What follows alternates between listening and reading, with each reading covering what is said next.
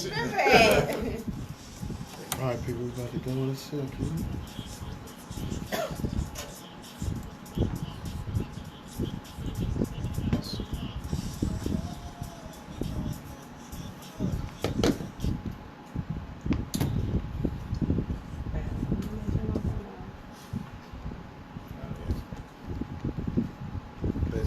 I bet you $2 I could have called while we over. Good afternoon, people. You are now tuned in to Urban Voices Radio. I am your host, Brad Harrison. I got my main man, Sean Mucker, in the building. Can I get labeled as a host too or something? I have my co-host, Sean Mucker, in the building. Our other co-host, Miss T. Marie. She's on hiatus this weekend. Her and the hubby took off and went down to Nashville for the weekend, so they're enjoying the married life. But Louisville, this is actually our first protester edition of Urban Voices Radio. So we're gonna bring you some inside views and perspectives from some of the protesters that have been taking place over the past how many days? It's like 185. No, it's like 145. Well, we're 100 plus days, right? It's about 160 or some days. For me, it's right at either 129 or 130. Right, we're at 130 range because they didn't start initially from. Yeah, but they was like 145 plus 5. Well, we're over 120. So 120 something days, and we have Miss Ashlea Hellmann. Is Hellmann right? Yeah. Ashley, look, I know that because I like the mayonnaise. Yeah. But I should be saying that about a white girl. But no, look, we have my girl Ashlea Hellmann in the building, and Ashlea is representing. Give us your client's name again. Shannon White. Shannon White. She's representing Shannon White. Shannon White was one of the protesters. Was it the first day of the protest that she was at? The second day of the protest. So if you guys remember back in May, way back in May, when these protests started to take place nationwide, her client was struck in the forehead. If you've seen the pictures, man, they are horrific. Her client was shot in the forehead with a rubber bullet by LMPD, and it split her forehead completely open. When I see the photos, I'm like, my goodness, blood everywhere. So you are representing Shannon. I don't want to keep because her name is spelled different. It keeps throwing me off. Shayna or something. I want to keep saying Shayna. Yeah. So you're representing Shannon, and I wanted to get her in today, but I was doing a little research, and I spoke to your press secretary, and I didn't know that she's been the victim of like bullying and harassment on social media.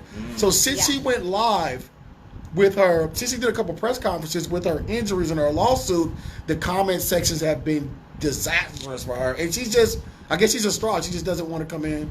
It's distraught. Probably a lot to deal with. You know, since she probably won't come in. She's 24 years old. Yeah, she's young. She's teeny tiny, little petite little girl. I mean, she's honestly one of the most good-hearted people I've ever met. Like, she's so genuine, and I think originally part of what took her so long to file this lawsuit was.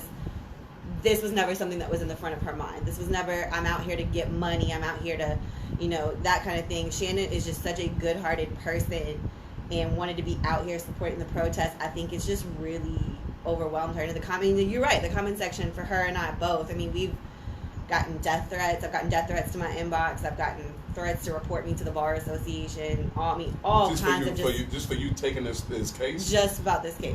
That's what you're representing her. Yeah. Okay, so we're going to get into this because it's important. I want to tie Maxwell into this because he's actually on the front lines. But let's go through the case a little bit. So we're talking about May 29th.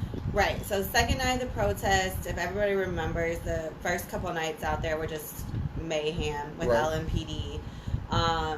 The group had, during daylight hours, there was a large group that was marching a square basically around the courthouse in LMPD. So like 6th Street to Liberty to 7th Street. So for those who are not from Louisville, like the 1 or 2 block radius surrounding the courthouse, that was where... Yeah, they had been marching that square while in daylight hours. As daylight started to set, the group met LMPD basically right over at 6th and Liberty, which is, if people don't know, that's kind of the corner. It's right in front of Metro Corrections. Yeah, it's right in front of Metro Corrections. It's also one of the corners of the square, of Jefferson Square Park. And so they were met there by LMPD.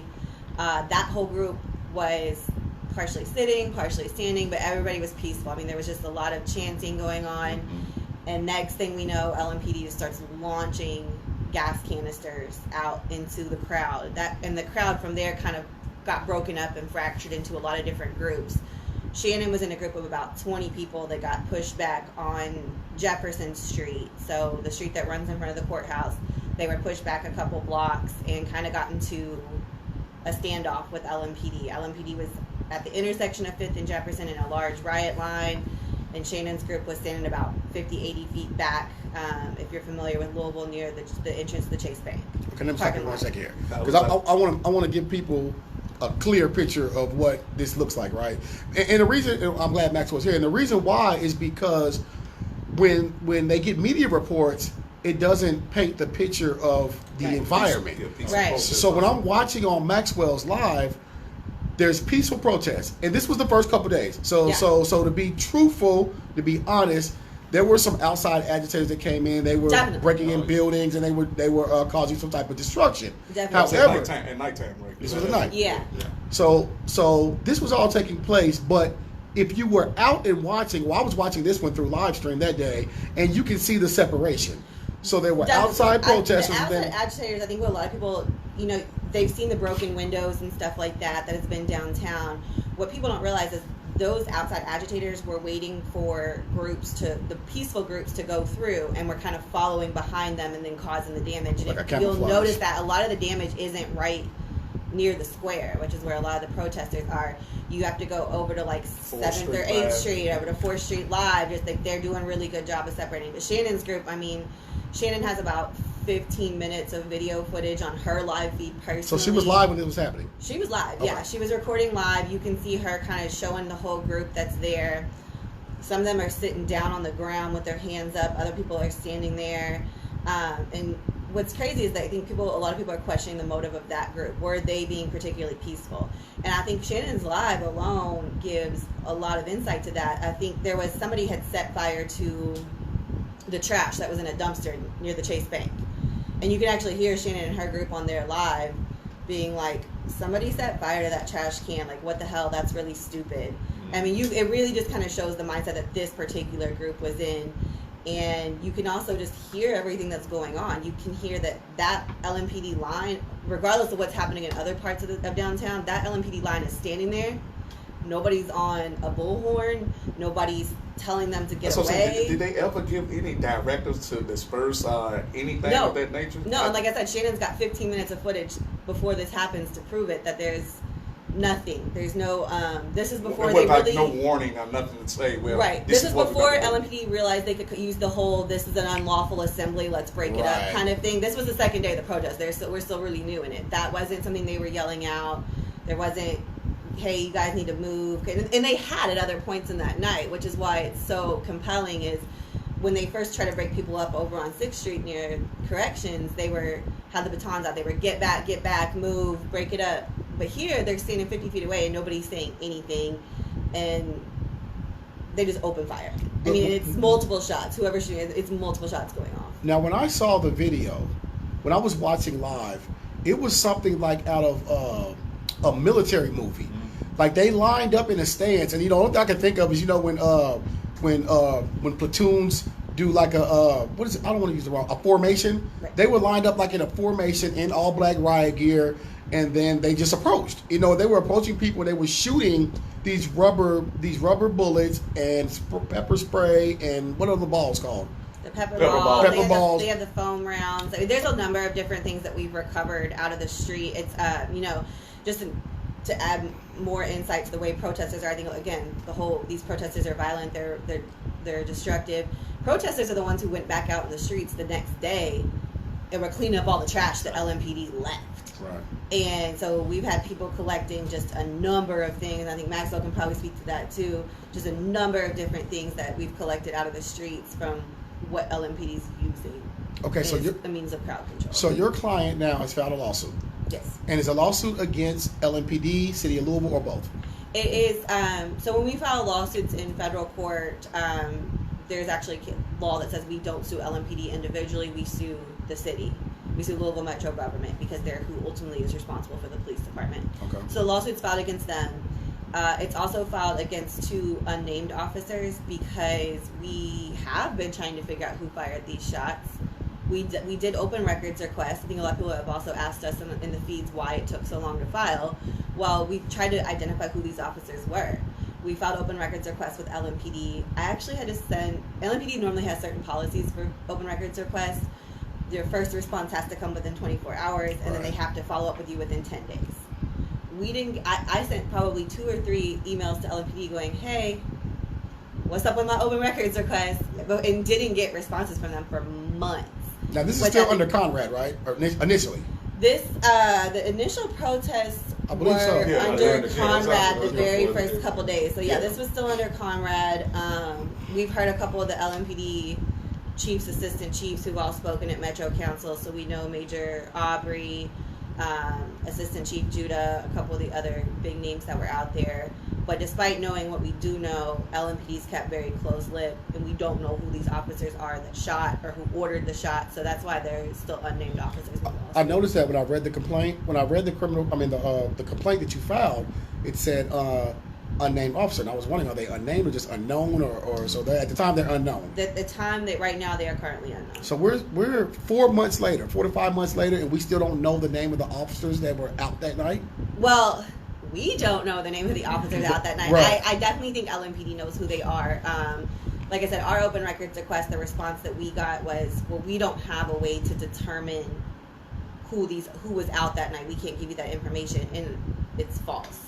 Because I've talked to another agency that's not LMPD who is investigating some of the protest incidents, and they're telling me they can't identify the officers. Also, I heard that the regional report, they said that it was false that they didn't shoot rubber bullets or pepper balls or things of that nature at that time of the event. There was a report by LMPD that they don't shoot rubber bullets. But clearly they do, because you have a rubber bullet. Your client has a rubber bullet. And I won't pretend to know a technical knowledge. Maybe it's got a different name to it than a rubber bullet. LMPD, I think in their standard operating procedures manual, calls them 40 millimeter Sims rounds. Okay. So put whatever name on it you want. We have the object. Right. Call it whatever the hell you want to call it. That's the object that struck her. Okay. And it's large, and it's, I mean, you see the pictures. Right? It's black, and it had a green paint on it. Shotgun. Yeah, I mean, you can hear the shot in the video too, and you can tell it's being fired from some kind of shotgun. This isn't this isn't something small. It is large. It literally takes up almost the whole palm of my hand, and that's that's the remaining half that's left. Okay, so let me. Okay, so in the complaint, it says that your client, Miss White, the object struck her in the head. She immediately went down. Some friends, I guess, or no, there were some medics out there. Yeah, thank God, our protest medics are everything. Like, these people are out there just killing it. The young lady that helped her has been out there since day one. She's been arrested, been assaulted herself by LMPD, but if you've heard the video and you've heard Shannon, it's this like blood-curdling scream. It hurts me to this day to listen to it. She, hit the ground. I think a lot of protesters saw that she was the one that got hit, and they kind of circled up to protect her because she's all of 90 pounds in a wet t-shirt. I mean, she's itty bitty little girl. And the medic is who grabbed her. They ended up being able to get her out, and a couple who was very friendly volunteered their car to take her to the hospital. So she arrives at the hospital.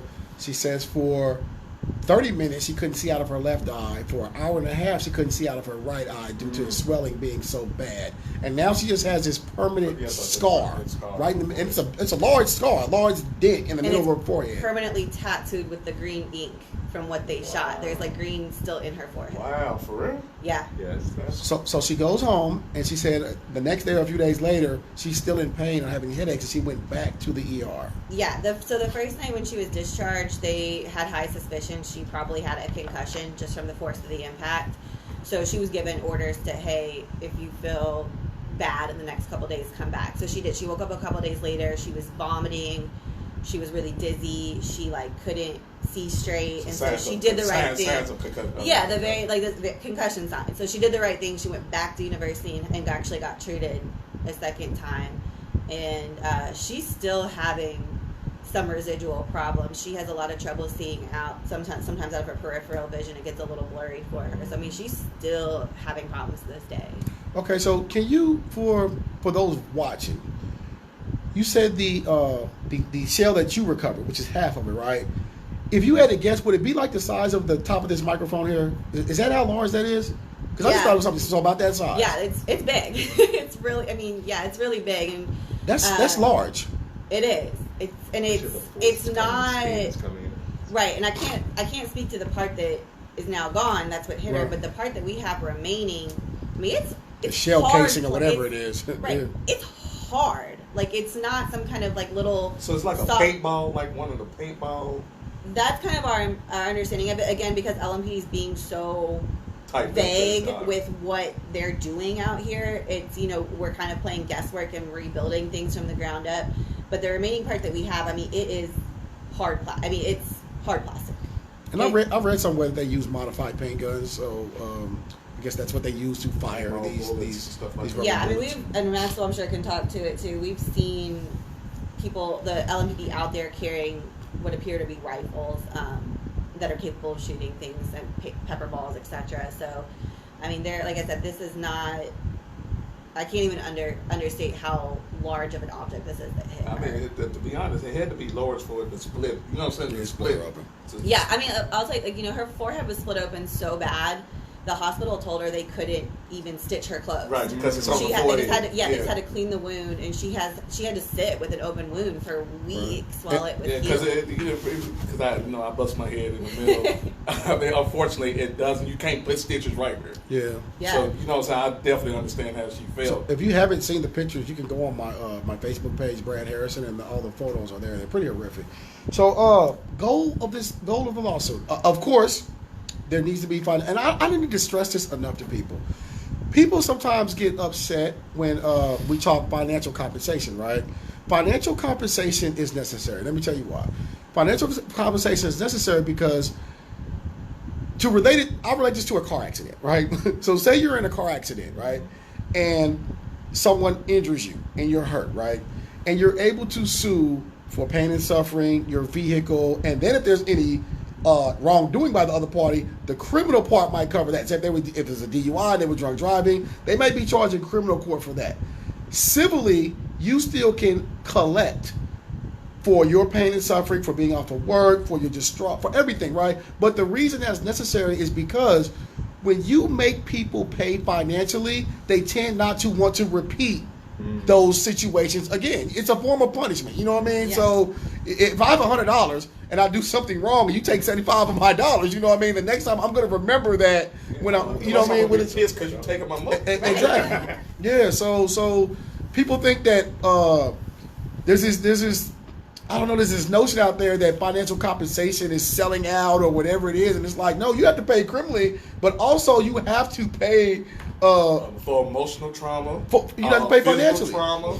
It's all the traumas that come along. Plus, somebody got to pay these damn medical bills. Shannon has medical bills. Somebody got to pay these damn And look, what's crazy is people understand this for everything else except police situations. Like if you're out in a club or say a celebrity punches you, right? Somebody, I'll sue you. So people understand suing, but if a police hits you, you shouldn't sue them. You know what I'm saying? Like right. Yeah, like I don't understand that, but yeah, and like I said, Shannon. If anybody who knows Shannon knows that, I don't even really think Shannon had the idea in her mind about getting money when she came to me and filed this suit. When she first came to me, it's the same reason that these guys are out here protesting in the first place. Is they're appalled with the way that LMPD has handled themselves through the course of the protests, through just the course of the last couple decades. And when Shannon came to me, yeah, the monetary compensation would be nice. She does have medical bills and things to pay, but Shannon's mind and our mind, one of the big things that we want to see come out of this lawsuit is more than just the money. We want to see change. We want to see policy change. That's something Sam and Juanita fought for Bree's family. We saw certain policy changes come out of that settlement, and we don't want that to be the end. We don't want that to be the only policy changes, because there's still other things that LMPD can do better. And so this is bigger than just money. It's bigger than just financial recompensation. What Shannon went through, she doesn't want to have to see somebody else go through. Because and more importantly, let's say this too, and more importantly as well, is also that, look, unfortunately, and I'm not here yet. I don't want to be here yet, but I'm almost 50 years old, right? So I'm 47 years old.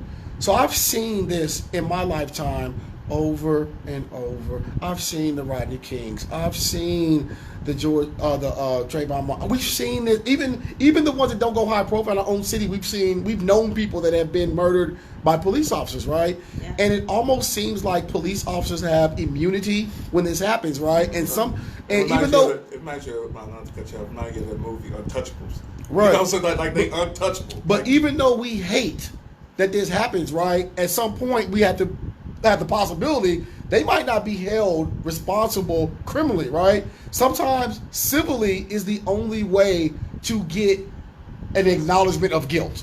Right. You know what I mean? And that's an important thing to bring up is, again, a lot of the times we don't see these officers get charged.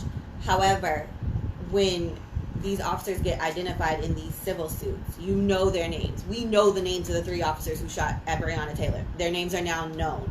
You wouldn't otherwise know some of these officers. The public wouldn't without this civil lawsuit. Right. So these same officers that get civilly sued, even if they're not end up having criminal charges brought against them, they're now known. They're known for people who do shady things that break LMPD policy. So for those of us like me who are also criminal defense attorneys, these names, when they come up in court in another criminal arrest later down the road, now have the recognition to say, hold on, I know this person has done bad in the past. Let me make sure this arrest was handled appropriately this time. Because Hankerson, we want to talk about officers that have a terrible reputation within the legal community, long before Breonna Taylor, long before Kendrick Wilson's lawsuit.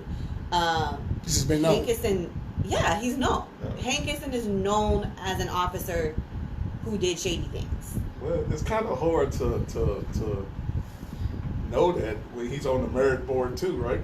Right. So you know, he's known within the law enforcement community and attorneys. Like the general public, we didn't know that.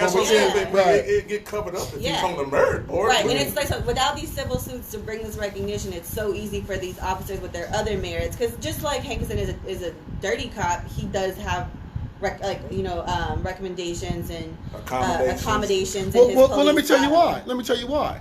It's like this. A lot of times, these police departments, they give accommodations to these officers, right? Because these officers are responsible for maybe major bus or a lot of bus, right? But if you're operating crooked, you're going to get the major bus. Yeah. You're going to get them. Because you're not, a lot of times they're not abiding by the law to get to these places. You know what I mean? So, I mean, let's be very clear. Hankerson is functioned within the group of LMPD officers known as 9th Mobile. And if you're from the West End, you know who 9th Mobile is because they've terrorized that community for years now. What happens is they've been under different names. I think they were Viper at one point. And all that. They've been Flex. They've been Interdiction. Every time they get in trouble, they change names. It's like a business. Every time a business has a problem, they change the name and they still operate. And it's been very easy for LMPD to sweep these officers along, saying, "Oh, well, they didn't get criminally charged, so we're just going to keep going." So these civil suits are really bringing to the forefront these officers that are doing wrong, and it's going to hopefully force LMPD to take a look at themselves, to take a look at their policies and the way they conduct business within our communities, because ultimately that's what these protests are about. I mean, yes, it's about Breonna, yes, it's about other lives lost, but at the end of the day, it's about creating change within LMPD. It's about creating a better community that we coexist with LMPD, so that the trust that has been broken down with the community and LMPD over the last couple of decades starts to heal and rebuild and have some semblance of trust, positive communications and transparency between the public and LMPD. Right. I feel let me bring my man Maxwell in for a minute, man, because they ride you out in the comments, Maxwell. They say you're over here looking like Mortal Kombat, man. But they say they love you. But for those that don't know, if you've been under a rock, this is the man that had, for me, this has been the man, amongst others, but this has been the man that has vividly covered the protests from beginning to end. Well, it's not even at the end yet. From the beginning, and letting us get an inside look into what these protests look like. Through his lens, we get to see the protests. And what's so important is that Maxwell's feed has often contradicted the information that LMPD and mainstream media has put out to the public. Exactly. So you've changed the way journalism has taken place is one of the with the cell most phone important reasons that just make me want to stay consistent at it. Just that very fact, you know. I see an article go out the next day after a night of protesting, and I'm like, wait a minute, that's not true, because you see hour 1, minute 36, second 15, that it was actually this, that, you know. It's very important. So what made you want to start videotaping the protest? Was you doing videos prior to the protest? I was. So, you know, what I was doing before the COVID-19 quarantining was running poetry events, music events, and, like, you know, I usually had, like, you know, one of my phones shooting a Facebook Live, another phone shooting, I don't know, Instagram Live, and then another phone on Periscope or something like that, and then one more phone getting just small videos. And so the action of pulling the phone out of my pocket was pretty much muscle memory at that point. It's just you walk around with 6 phones and stuff like that. That's what it seemed like, though. You know, just like you know, phones. I don't know, old phones I acquire over the years. You know, like they're still useful, right? Like you know, video quality obviously as these phones increase and keep moving up and evolving is getting better. But you know, audio recording, it never changes, right? You always get an audio recording. It's always going to be the same. Maybe not always. I don't know, but yeah. So tell us, who is Maxwell? Maxwell Mitchell. You know, I know you do poetry, but I think I heard you say that maybe 4 years ago or 5 years ago, when the Mike Brown situation happened in Ferguson, you always wish you were able to be there and kind of document that situation. It's exactly true. You know, I was heavily invested in that case, but sadly from a distance. Finances just didn't allow me to get out there, and I had a job that I couldn't leave, sadly. So, you know, I had friends who were going out there, so I was like, you know, while you're out there, I'll handle, let's build a website or a social media page so we can keep people informed, right? And so we were working together from a distance, and I was happy to be a part of that to some extent anyway. But yeah, and just learning about legalities a wee bit through that case, you know. You know, there was a story that went out after that case was over, something about I'm going to get this wrong, prosecutor handing a document to jurors that was deemed unconstitutional years ago, but by handing that document to the jurors, basically gave Darren Wilson an out. I remember that. Yeah, and you know, just widened my eyes to, you know, to the very fact I need to stay extremely meticulous in every single part of the case. You know, I refer to the case as a big puzzle, and it has different pieces. The marches being one piece, the court hearings being another piece, the legislations and policies being another piece. And it's just important to keep eyes on all of it, you know, because corruption is in each and every part of the system. And so, you know, you had that case with Darren Wilson and Mike Brown, and it's like, one little part of that, in the corruption, you know, people know lingo. People know how to, like we spoke on earlier, you know, how to get through the cracks and, you know, make things happen the way they want it to, based on a racist mindset, based on a racist system. I don't know. So what people want to know, what I want to know is, give us the environment of the protest. And I know they've changed over the course of these 100 and something days, 120 days. But, okay, let's start here. From day one, or day two. Were you out day one? Yes. Okay, from day one.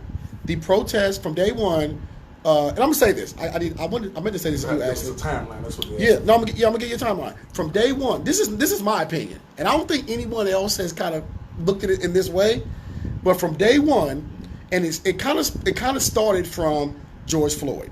The world saw the George Floyd video, and people began to come out to the streets and protest in every city. Breonna Taylor wasn't the national conversation at that point, but it was locally. Yeah. But it wasn't at that point. So we're in Louisville. I'm watching these. It's obvious. I came downtown, and I'm talking to people that are participating in the protest, right? If you're from here, we have a lingo, right? I'm not from here, but I've been there 20-something years. So we don't say Louisville. We say, if you're from Louisville, you say Louisville, right? So I'm talking to different people in the street, and it was clear, obvious. They weren't from here. They were from. Where are you from? Oh, I'm from Oklahoma. I'm from this. There were tons of people here that were from other places. So as the night went on, these people from out of town began to blend in with the regular protesters, and they started breaking in places. Right now, here's what I watched. And here's my narrative of what happened. They broke in CVS. They broke into Jury Store on 4th Street Live. I'm watching these people. I'm like, they're hitting targeted locations. They were hitting places that had a nice haul, right? So I go home, and I'm on my computer, because this is what I prefer. You know, I prefer to be on this side. Yeah. So I'm on the computer, and I'm watching. I see New York City. 80% of our the headline, 80% of our protesters are from out of state. I look at Philadelphia, same way. They went to Melrose out in LA. I'm like, who goes to Beverly Hills, right? They hit the Gucci, it was either Gucci or Louis Vuitton. So in all these places, they were hitting targeted to me. I said, is this organized crime we're watching in every major city when these protests are taking place? Is this a way to either fund it, or is this a way to to do crime, right? I'm looking at it, and I'm looking at the places here. When I saw the jewelry store on 4th Street Live, and I saw the CVS, they didn't just go into CVS and take candy bar. They went to the drugs. You know what I mean? So they were going to. I'm like, did they come here early and scope out some of the target locations? Because you're from out of state. How do you know where to hit? They even hit, I think, a jewelry store out on. It wasn't even in the downtown area. And so you remember that? The protest too. I remember that. I just want to throw in this funny comment, because I remember that day, being there on 4th Street, watching that happen. The CVS and whatnot, the jewelry store and businesses surrounding it. When I saw the windows going out on CVS, I'm shocked. Like the looting's happening and whatnot. In my mind, I go straight. I didn't go into CVS, but I'm thinking to myself, man, I could have got like 3 or 4 or 5-star notebooks. I could have taken so many notes. My mind went straight to note taking. It was like, man, I could have got Ticonderoga No. 2 pencils. Hold on. So out of all the things you think about taking, you talking about some No. 2 pencils and some spiral notebooks. Those 5-star notebooks are like $8. Like I don't know. I'm just saying, bag of chips, something to drink, some liquor. You talking about notebooks and okay. You know how many vocabulary terms you can dictate in a 5-star notebook, 5-subject college rule with a Ticonderoga No. 2 pencil with a freshly Okay, so look, so that night, I got you, buddy. so the protest happened that night, and the outside agitators, from my knowledge, were here for maybe 2 days, and I actually saw them get in buses and kind of leave the area. So after that, the protests were completely peaceful. Yeah. What I did see, however, though, was that when things would get agitated, from my lens, it would appear when LMPD would come down and approach the protesters. So my question to you is, was it initially what I was watching through your lens, was LMPD being the agitators with the peaceful protesters? And the second part is, did you notice a change in the way LMPD was operating when Conrad switched to, I think the new chief is Schroeder? Yes, Robert Schroeder. Okay. Yeah, I would say, number one, yes, there was a change, and that shit happened to the new interim chief. I don't know if I only heard that an order was given from Schroeder to dial back on the use of chemical weapons, but they came in waves. Is what I noticed. It diminished and it came back, and it diminished and it came back. There was one significant event where I noticed that it did come back was the day. However, American Freedom Fighters, a white militia group, apparently were LMPD the city was planning on it, so barricades were set up for American Freedom Fighters. They actually went somewhere else, and then that same day there was a shooting there. That was the day Tyler Girth died. And so that next day, they shut down the aspect of staying there. They installed the curfew. And they enforced it quite heavily the next few days and whatnot. But that was one significant moment where the wave went up. Those weapons came back, that force came back, that over militarized, that aggressiveness came back. Well, what does that feel like when you're out there? It's like specifically, what do they do? Like, you're out there protesting, and the LMPD shows up, right? Yeah. When they come and they're aggressive, what do they do? So, from what I saw is, there's the anticipation of them. Like, in my mind, I say to myself, oh, okay, LMPD is about to come in. Just feel it. Okay. Then I see them coming in lines, and like, well, here they are. And then there's the standoff. And for me, I try to figure out which major, which lieutenant, which sergeant is going to be out there. I don't know, because it was being talked about earlier, but like something I like to do is a lot of research, again, with the 5-star notebooks. But and learn these people's names and attach them to the faces, because there's one thing that does happen when they do line up. There is that stand up. There's the conversation, there's the talking back and forth, and so I notice some of them try not to move. They don't move at all. But as soon as you go up and say, "Hi," I'm just gonna make him a name. Officer Derek. They dehumanize. I mean, I'm sorry. They go. It's like they turn. It's like, how did you know my name? Then they go back to that. I don't know. So the human factor kicks in. Yeah, and they start to relax when you call them by their name. Well, they just get shocked. You see the shocked aspect, and then they're being identified. They get shocked because they've been identified. Exactly. You know, the majors, the lieutenants or whatnot. You know, it's easier to pinpoint them because they'll just have the name there, and like I don't know, you just grow to know the name later. But after that, the standoff comes the order, if you will. You know, like you need to disperse, you get out of here. You know, it's time to go home. But those nights when they don't, it's like they switch. You know, I remember one night they did leave, and then they came back, and they say this chant, some chant like I don't know, it just reminds me of a football play. Players get out there and like, who 42, huh, huh, hip, huh. So it sounds like a play. Charge in. Yeah, exactly. And I don't know, they charge in. The sticks move, and then in my head, I just start singing that song. Move, Mitch, get out of the way. But I don't know. They do that, and then after that, there comes the I don't know, the chemical weapons. Actually, I'm sorry if I'm getting away from your question. I'm trying to stay on task. I promise. I remember the first 3 days. I think it was the third day in particular when live streaming was happening. Yes, but also on so the first day was very educational for me. And the second day, I bought these little small tubes from Family Dollar, and filled them with skim milk water and another skim milk, and I kept them in the small pocket of my pants because there's a lot of people with burning eyes. There's something I can do about that. Being of service in many ways, live streaming, and I guess I'm not going to call myself a medic because I'm not a medic, but being there for people's eyes. I don't know. So I'm running around. Is anyone's eyes burning? Anyone's eyes burning? And so there was this one moment where the police lined up, and it was flashbangs, pepper balls and whatnot. The crowd's going backward. I'm standing there behind this pole, and then so what I like to do is pinpoint where the guns are, right? So on the right side, you see the officer with it's usually orange. I'm just going to say tear gas gun. I don't know the terms. And in the middle there's another one, and on the other side there's another one. So I'm watching them. Like, when are they going to lift it up?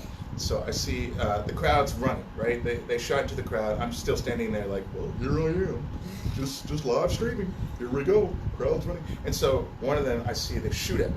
So I just move over.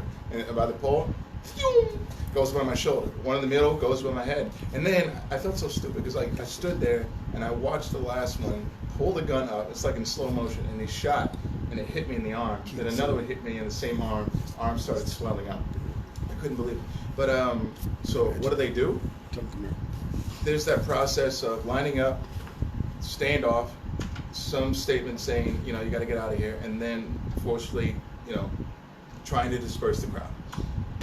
Oh, sorry. I feel like I took the long road to answer your question. I tried to stay on task, I promise, but yeah. No, so let me ask you this. Have there been times, I think they've gotten better with this now, but initially, early on, were there times when it felt like LMPD would just come in for no reason? Or when they line up in their formation and come in and attack, for lack of better words, when they use their chemical weapons, have they done that just because it felt like they felt like it? There were a couple of times that question was raised in my head. It's like, why are they even here? Nothing happened. What's going on? Oh my gosh. It made me wonder, was there some call that they were looking for some specific person or something like that? Then it turned out not to be the case. They would come in, stand there, then they would just leave. And then, it made me wonder that question. So, trying to stay on task here, yes. So I got a question. When just throughout everything, when the verdict, I'd say when Cameron made his announcement, did it seem that they got more aggressive after the announcement was made? So for me, as it had been very suspenseful, and the anticipation building for what was going to happen after the verdict. I had no idea what LMPD, and then I noticed state police coming in, and National Guard, and apparently federal agents coming in too. I had no idea what was going to happen.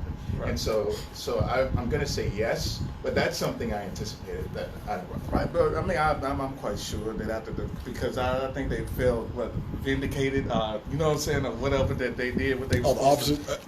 So I guess what he's saying is you've been out there with these certain officers, probably a lot of the same ones throughout the 100-something days. once the decision was announced, or once Cameron made the, I guess, a determination that there was no wrongdoing, did any of those, did the attitude or personality of those officers change? The climate change, where they felt like they was right in the whole time. Anything of that nature? I'd say yes to that, and I'd say also yes to. I noticed that happening around the Derby march. Particularly, there was a march that Until Freedom led, and when we had gotten to 3rd and Central, walking over the bridge, I noticed, they cut us off, and then said, we're blocking traffic. We were walking, and you cut us off. And I noticed it felt like they were more aggressive then too, but definitely, yeah, also after the verdict went out. Question. There's been this conversation, this has been after the decision. There's been this conversation about LMPD not allowing, well, there's been a curfew, there was a curfew ordered by the mayor after the decision, and I guess there was anticipation of maybe rioting or whatever. I didn't see any of that, but the curfew happened. 9 p.m. So there were certain churches in the area that essentially allow refuge for people to come on their property and essentially be a safe place. Yeah. And I think at one point it was reported that these people were inside of a church and LMPD was trying to make a decision if they were going to storm the church and drag people out, right? Right. And so I can speak to that a little bit. Yeah, so the National Lawyers Guild, we've been, us and a couple other local lawyers have been really active with making sure the protesters are legally protected. I'm sure a lot of people are aware of the hotline number and the bail funds and everything. So yeah, there was at one point LMPD came up, was trying to actually get the church leaders to give them permission to enter the church. It was related to a car that was set on fire. There was an allegation that we saw the person who set fire to the car run into the church. And we need to come in to be able to look for this person. And luckily, the church leaders are smart. They have good lawyers from the National Lawyers Guild out there working with them who said, hold on. You don't have to give anybody permission to come up in here. And we had one of our excellent local attorneys on the phone who had a conversation with LMPD. They basically said, you think you got probable cause, go get a warrant. Shockingly, they didn't come back with one. They wanted to raid a church. They wanted to raid the church. And like I said, thank God our protesters out here, our church leaders, a lot of people are getting smart about protesting.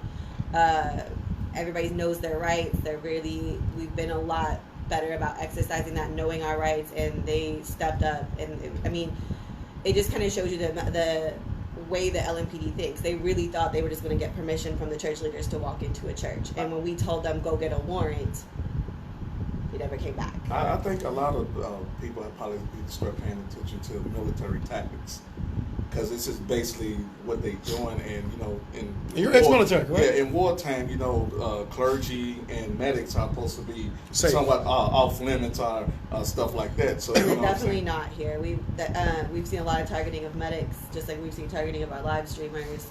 We've seen targeting of our legal observers who are out there watching. It's definitely very poignantly targeted at certain people. As far as back to you, Maxwell, y'all had a meeting with the police about live streamers and stuff like that. Did y'all come up with any type of policies that say that y'all was off limits or anything of that nature? So yeah, we did have that meeting, and Chief Robert Schroeder was there in attendance, and the takeaway for me was that it was a people-pleasing type of meeting. The takeaway physically was these, some sort of marking to distinguish live streamers from the crowd, and it was suggested that a reflective vest, one that you would see like a crossing guard wear, something like that. And so yeah, the protective vest were put on each live streamer, and I stopped wearing mine because it just. You felt like a target after that? There was that thought process, but I was just thinking to myself, if they're gonna arrest you, they're gonna get I don't know, the reflective vest or not, but and also from that meeting as well, it was just trying to get more education as to what LMPD was doing, but still at the end of it, it wasn't as effective as I think the organizers who organized that meeting were hoping to get. And let's go back to why that was even necessary. For those that don't know, initially it appeared that LMPD was targeting live streamers. Yeah. So initially what was taking place was, for those who don't know, what was taking place was that the protests, I'm going to put this number out there myself, from I've covered this thing thoroughly. The protests, I would say, outside of the first 2 days with the outside agitators, are 98% peaceful. There are times when things happen. There are times, but they're isolated incidents, right? And then there's times when I would be downtown at, I'll give you an example of this. So I work downtown, and I'm in the downtown area. So I'm downtown at 6 a.m. every morning, and I'm there till 3 or 4 in the evening, in the afternoon. So when I'm downtown, I can see, this air is giving me the sniffles, but I can see protesters. At one point, this would be a protester demonstration. Say protesters were trying to make it uncomfortable for city workers to come to work. That's what happens during protests. Yeah. So they might block a street off. So these city workers start coming in around 7 o'clock. So maybe around 6 a.m., the streets are blocked, making it difficult. Protesters would form a line or sit in the street or whatever they would do to block traffic. And this would be like 6:30 a.m., right? So this would happen from 6:30. It would end maybe at 7:30, 8 o'clock, and it's over. The park would be quiet really until the afternoon. Local news media would come down and film these streets being blocked off, right? But then they would paint the narrative that this is what's happening 24 hours a day at the protest. And I'm like, this is only happening for maybe 30 minutes to an hour, and it's over. Or say an assault happens or something happens in the park. You're going to have things that happen when a massive amount of people are in one place. Everybody's not going to follow the rules. So you have an incident where someone goes to jail, or even a Tyler Gersh situation where someone was actually shot and killed, right? And you have to understand, the media is on for 30 minutes, but a segment is on for 30 seconds. And they'll put 30 seconds out or a headline out of the sensational part. If it bleeds, it leads. And people get people assume that this is what the entire protest is about, and it's not. So you were live streaming. Your live streams, amongst others, were contradicting the narrative of the media in LMPD. Once that started happening, live streamers started going to jail. I remember one particular night, they locked up Shay Woolfolk, they locked up Jason, and a few others, right? And I'm watching your live stream. Maxwell had jetpacks on that night. I'm watching Maxwell's live stream. He's the only, you haven't been arrested, have you? He's one of the only ones that haven't been arrested. Maxwell's running, and I'm on the screen screaming, run, run, run, right? So he gets away, but it was. He had one of those scooters. But no, so that was made, I think finally, the Courier or somebody did an article where it said, it seems like live streams are being targeted. So police then combated with the narrative that you're not media.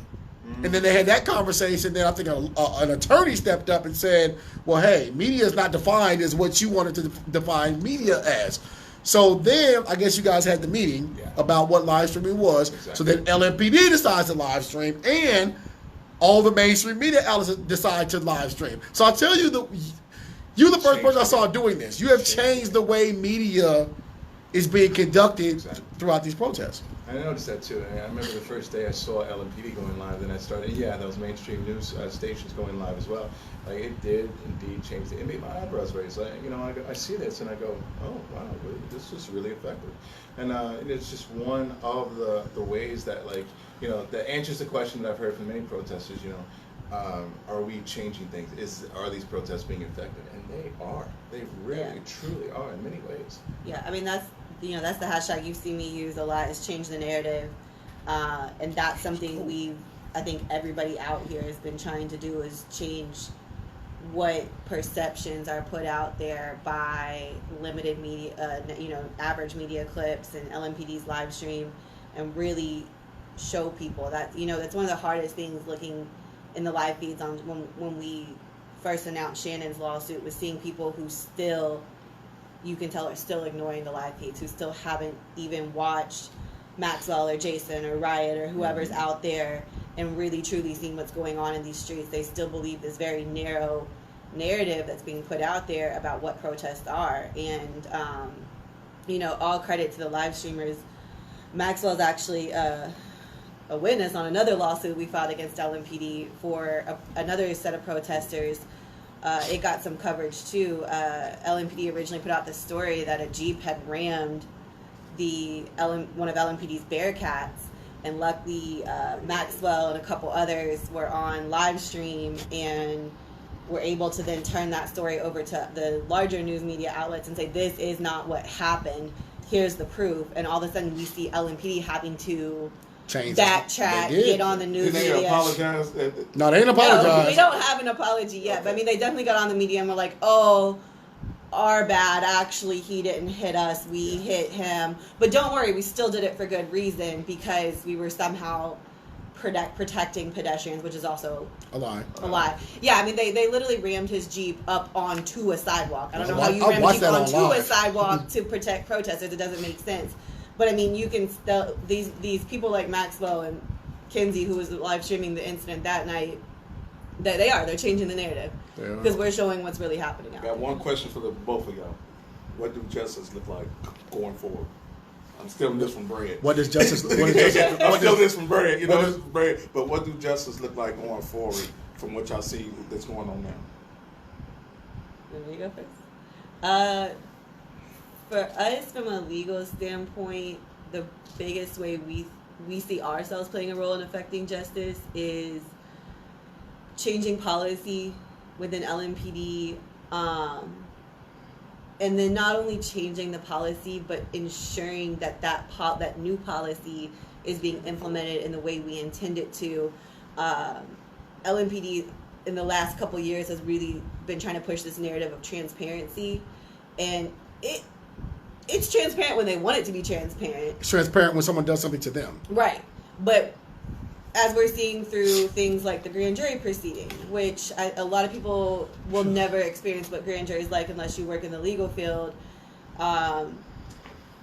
don't understand that grand jury has always been something that's secretive. And to be able, and for a lot of us that have been worked in the defense field, that's something that's always bothered us.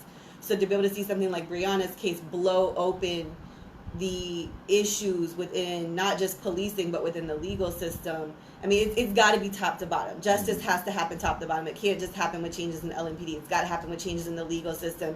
It's got to happen with changes in the correctional system, the probation and parole system, our rehabilitation programs. We have to work as a community top to bottom to see justice. And that's part of the thing. And most importantly, media.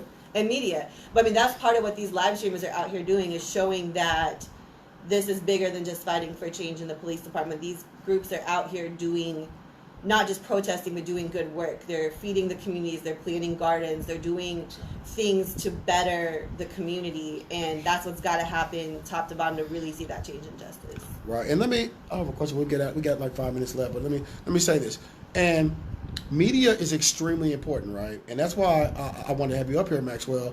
Being that, listen, police departments have partnerships with the media, right? The police department has a department called a communications department. The communications department is the person you see. There's two aspects of this. One is the person you see, like when a crime happens, you say, this is so-and-so from Metro Safe, we're reporting, da-da-da. That's part of media, right? The second part is media, they have contacts with people in the media. So say a shooting happens, or say when you say they rammed, the Bearcat rammed the innocent person or whatever, right? This communications person will call their media contacts and tell them the narrative. And that's when the media puts out LMPD's narrative.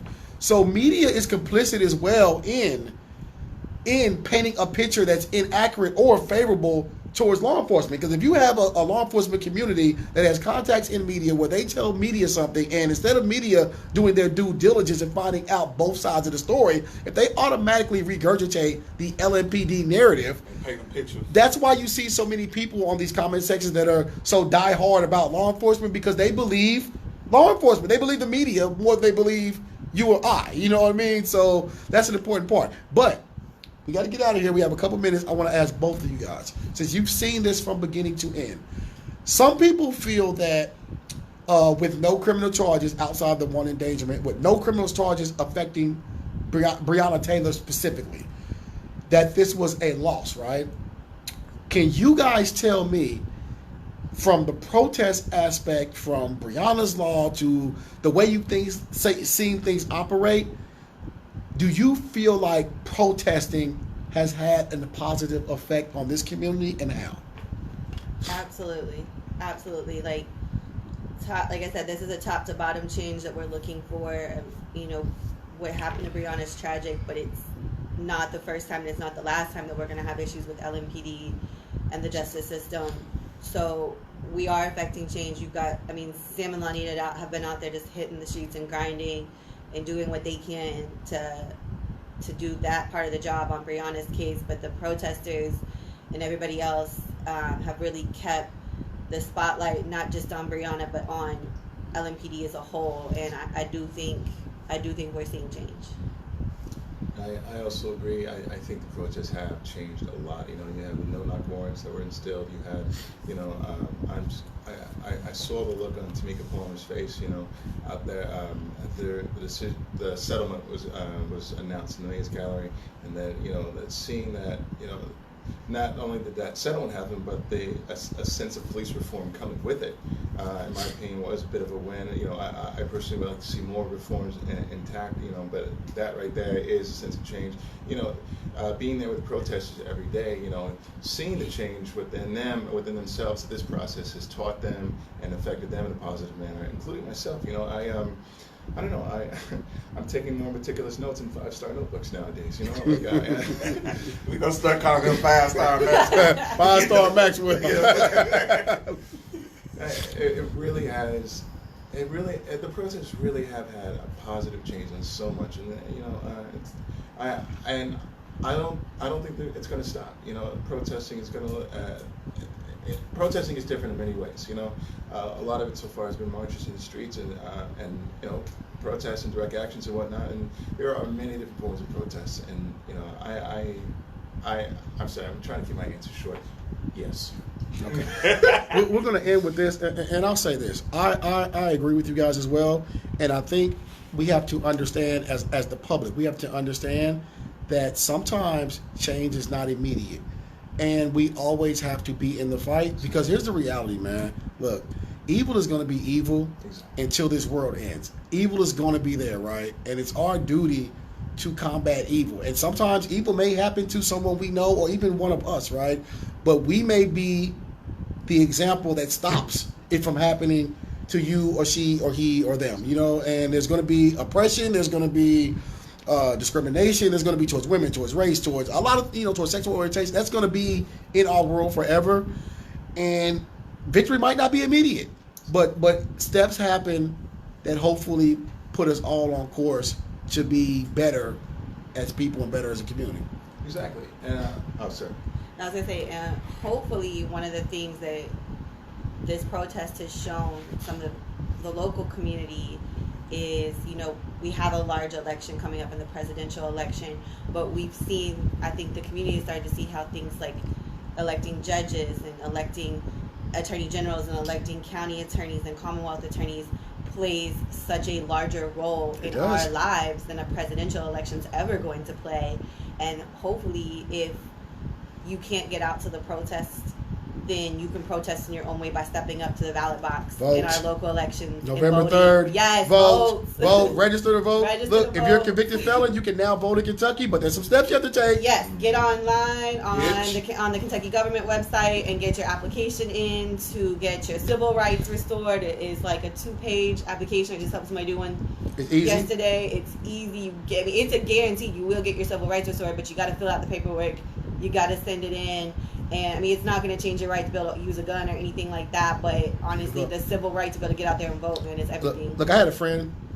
I had a friend the other day. He's a convicted felon, and I shared a post about you can vote now if you're a convicted felon, but you have to do these steps. And he jumped on it immediately, and he jumped back on the post and was like, "Oh my God, Brad, thank you so much. I've never voted ever in my life because being a felon has changed my life, and I'm gonna vote, right? So it's important." And why I say that is the example here is this. What got me, I've been involved in this case since the beginning covering it. And what got me involved was from day one, the first strike in this case came from Judge Olu Stevens. Judge Olu Stevens, 2 weeks after this happened, Kenneth Walker was arrested. Judge Olu Stevens dropped his, I think it was $500,000 bond, and let him go home on home incarceration. The FOP was livid. When I saw that, I said, something's here. The judges looked at this case and saw that 1 and 1 didn't equal 2. You know what I mean? And I think it's a product of good voting. Olu is one of the best judges we have on the bench. I've tried cases in front of him. And, you know, and I can even tell you the prosecutors that I've tried cases with in front of him are going to tell you he's incredibly fair. He takes a very good, hard look at each individual case, which is what our judges need to be doing. And so it's, Olu is a product of good voting, and just an example of why we need to get out there, pay attention to judicial races. It's so easy to say, well, I'm going to fight over Biden or Trump, but have no idea who's running for your district court judge level or your circuit court judge level, and that these people who are being put into office have so much more of an effect on our lives. We've elected a couple recent district court judges, had a big shift. We put a defense attorney on the bench, and we haven't put a defense attorney on the bench in a long time. And to have people who are willing to sit there and individually look at defendants, at cases, at warrants that come across their desk. I mean, we're seeing right now how a warrant that, maybe Judge Shaw couldn't tell that it was fake, that it was bad on bad evidence, but to see that these people are so intricate to really making that change in our justice system, and you have to get out there and vote. If we want to see change, if you cannot get in the streets and protest, November you can have your 3rd, own people. personal protest by voting. And Kentucky, the state of Kentucky. We got to get out of here, man. We're over. It's the biggest state in the primaries this year. We have to vote. We have to vote. get out. Because Cameron snuck in. And I voted last time. I don't remember Cameron being... I don't know where Cameron even came from. I looked up. I'm like, where's this guy? I don't remember him campaigning on the trail. I don't remember Cameron. Say it with me, y'all. All in the last piece. Ditch. Y'all fill out the rest. Bitch. All right, people, we out of here. Thank you, Ashlea, for coming in. Thank you, Maxwell, for chronologically giving us a vivid view of these protests. You guys are always welcome up here. Ashlea, we'll get you back and keep us updated on these cases. We want to know the outcome of some of these cases. Ashlea Hellmann. Ashlea Hellmann. I almost forgot that. Ashlea Hellmann. Because I'm used to calling you Ashlea Nicole. I know. Ashlea Hellmann. 5-star Max. She can't say that. She can't say this. I can, but she's a great attorney, and she's available. So look her up. Thank you, people. Tune in to Urban Voices Radio every Saturday afternoon at 1 p.m. on 106.5 FM. And people, we're out of here. 106.5.